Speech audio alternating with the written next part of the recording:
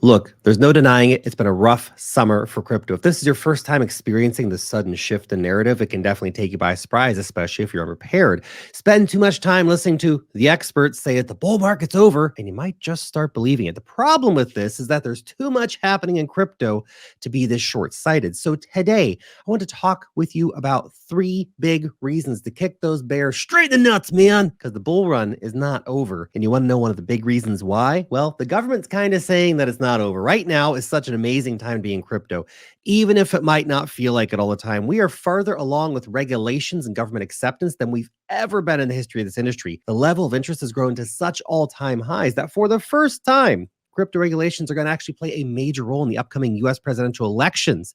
This comes after a poll by the Crypto Council indicated that 1 in 5 voters see crypto regulation as a major voting issue in the upcoming election. This is the Bitcoin election, make no mistake. In fact, so much so that an impromptu arrangement with the Bitcoin magazine at the last minute is actually going to see former President Donald Trump, probably next President Donald Trump, attending the Bitcoin conference this month, showing just how much the candidate cares about the cryptocurrency vote.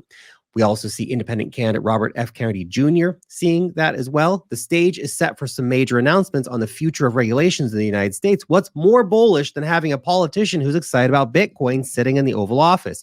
But the real gem of this event could be seeing Edward Snowden share a stage with those president-elects. Who would have thought we'd ever get to see that, huh? Pretty crazy. Then, look, just this month, the U.S. Treasury issued a set of finalized standards for reporting crypto assets to tax authorities. These rules, which take effect for transactions beginning in 2025, aim to increase tax compliance in the rapidly evolving cryptocurrency space, giving further legitimacy to the use of digital assets and allowing for even more crypto growth in the United States. And despite their continued contempt for Bitcoin, even the European Union has been forced to bend the knee, creating the markets in crypto assets regulations in 2023.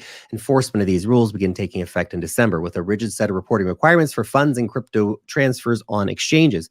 This gives major clarities for those operating crypto businesses in the European Union, which, of course, all crypto companies want a slice of that tasty pie. And with this, it looks like the Italians have gotten the push they needed to do the same. The Central Bank of Italy is expected to publish its guidelines for cryptocurrencies any day now in the same fashion as everyone else, kicking and screaming. The Bank of Italy's governor, Panetta, didn't miss his opportunity to criticize Bitcoin, of course, saying it has no inherent value. We're going to have to regulate it anyway. All the while, Bitcoin is the reason these countries need to have guidelines in the first place, of course. Now, as was pointed out in May by the World Economic Forum, governments can no longer dismiss the growing number of cryptocurrency users. They will need to adapt. They will need to accept that crypto is the future. Crypto is here to stay. The box has been opened. It's not going away. Fall behind and a country risks losing financial relevance and a global marketplace that is increasingly competitive. Now, tracked by the Atlantic Council, 60 countries were studied this year, showing that cryptocurrency is legal in 32, partially banned in 19, and generally banned in only 8. In the 10 G20 countries that represent 50% of the world's GDP, crypto assets are fully legal with regulations under consideration in all G20 countries. That's bullish because despite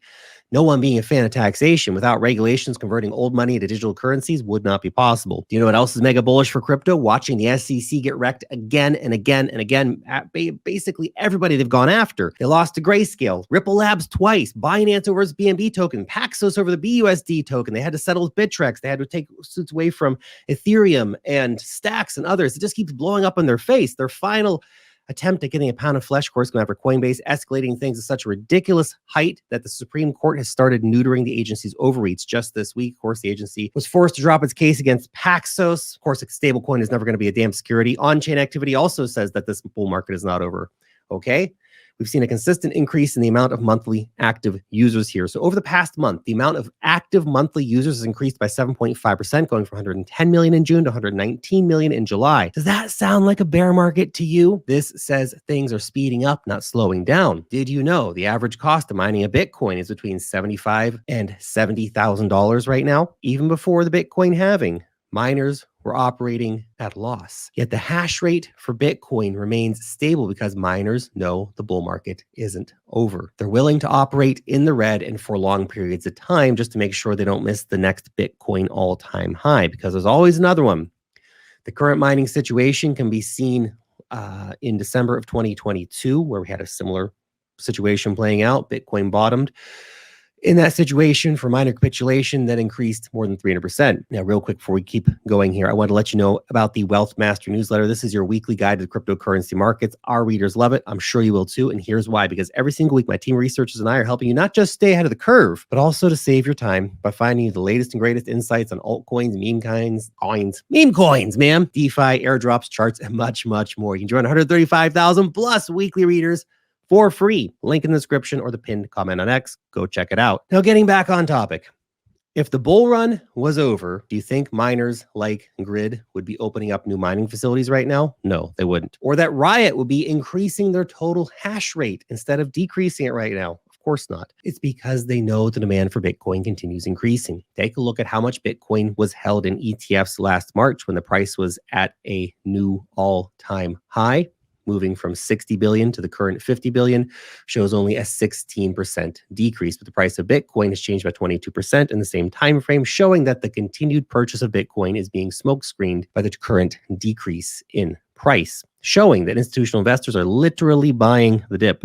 Okay, bull run definitely not over. We've seen huge amounts of inflows into BlackRock and everything else. A recent industry report by Dap Radar shows that Q2 has been the best quarter for NFTs since the beginning of 2023. Canary in the coal mine, maybe. Not sure how many cycles you've been around for, but the price of NFTs doesn't go up unless you're in a bull market, as historically they're the first to get liquidated when the market turns south. Now, other details from this report include the increase of DApp usage by a massive 40% over the first quarter of 2024 and an increase of 4% in total value locked, showing that despite the price decline, more people want to stake their tokens now than at the beginning of the year. The bull run isn't over again unless we see a total value locked decrease. And then, of course, we have to factor in that the charts are kind of saying the bull run's not over either. So the final reason that the bull run is not over, the charts just don't agree. Even with the Bitcoin market to realized value indicator turning negative, analysts remain certain that a year-long downtrend is highly unlikely. That's because at the same time, Bitcoin is on its way to completing a fifth pattern wave that began in late 2022, indicating that